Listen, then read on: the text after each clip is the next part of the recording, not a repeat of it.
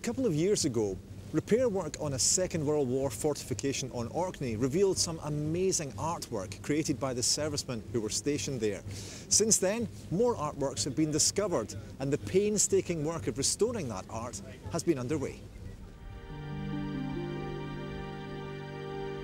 On the outskirts of Stromness in Orkney stands Ness Battery. This imposing relic of the island's wartime heritage once defended the harbour of Scapa Flow, the home of the British naval fleet, against enemy attack. Today, time has taken its toll, but the Ness Battery remains one of the most complete World War II coastal gun batteries in the UK.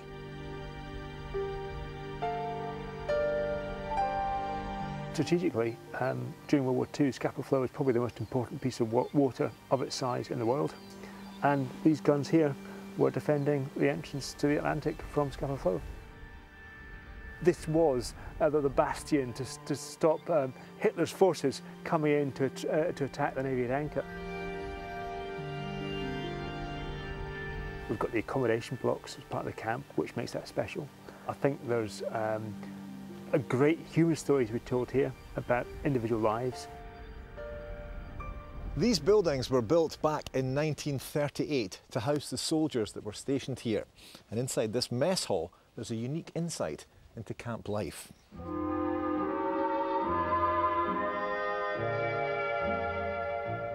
The interior of the hut is decorated with murals of rural English scenes.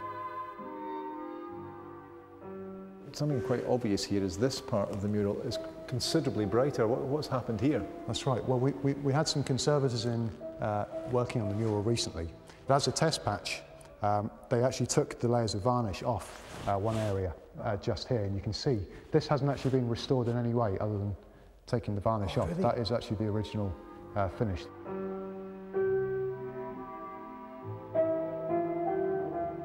What do we know about the artist that painted all this? Well, we have a signature in one corner, and it's A.R. Woods. Now, we tried at first to find any military record to connect that name with Orkney. Yeah. And we drew a bit of a blank to start with. But then we came across a man called Albert Rycraft Woods, who was a piermaster on the River Thames. There's a lot of clues in the mural which tie in with his hometown, Gravesend in Kent. There's a couple of features. There's a windmill on a hill, and there are some oast houses.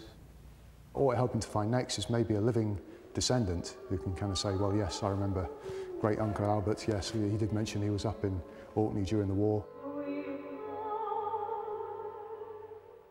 The ongoing restoration work is beginning to reveal the true painting beneath years of dirt and grime.